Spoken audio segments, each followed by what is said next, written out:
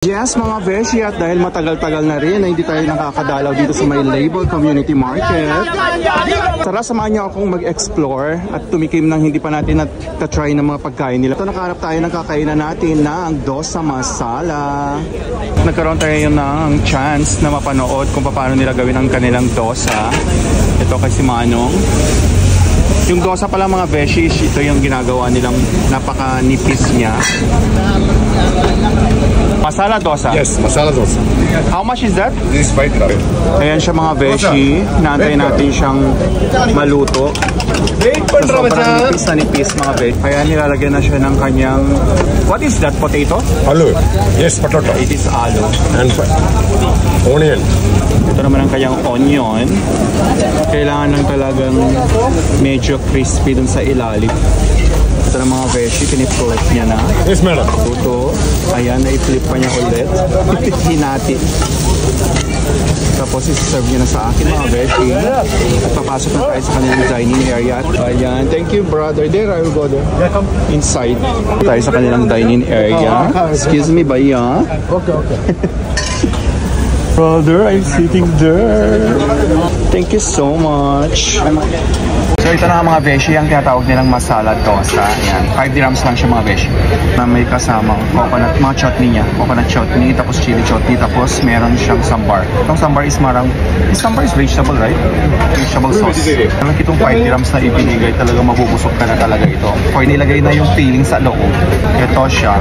Ayan, busog. Potato. Itong dosa niya is panipis lang siya. Napakanipis na pancake. Ang sarap. Tara kain tayo mga besh. Pag bagong luto, medyo crispy pa siya, kaya masarap talaga siyang kainan na bagong luto. Ang ganda ng pagkakagawa din ng kanyang sauce. Ayan mga besh. Okay. Coconut chutney itong puti. Bongga. Tapos ito naman yung sambar. Vegetable chutney. Iba din ang atake niya. Ito naman yung ganito yung pagkakapatas. Parang na mashed potato na siya. Ang sarap. Ito yung hati niya ratio. Ayan. Sa loob niya is meron siyang potato na na-mash. Sa normal na restaurant, parang maabot yata ito ng 12 dirhams. Ganito kalaki ah. Buti na lang mabait si Kuya, sabi niya, pinaunlakan niya ako mag-video sa kanya. Thank you kay Manong, kahit busy na siya kanina. Sabi niya, wait, I'm going to prepare myself. Sabi niya. Alam mo talaga nag-prepare. Yung normal lang naman ang ginagawa niya araw-araw.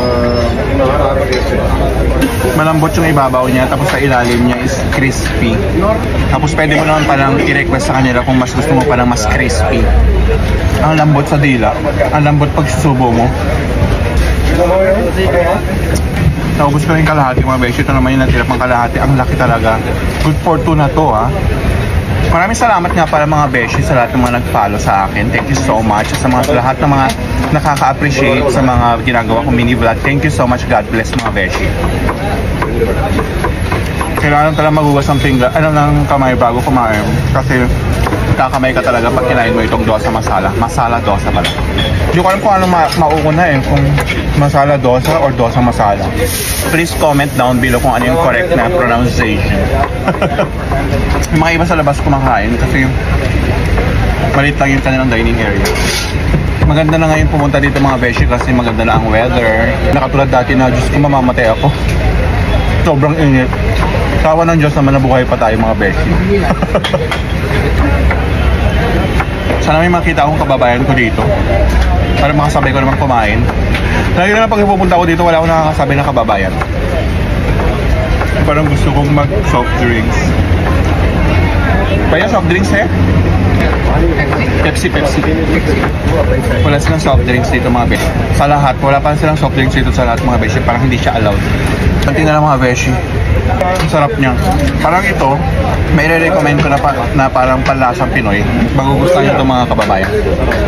Hinalo-halo mo na ito lahat para magiging menudo yung kanyang sauce.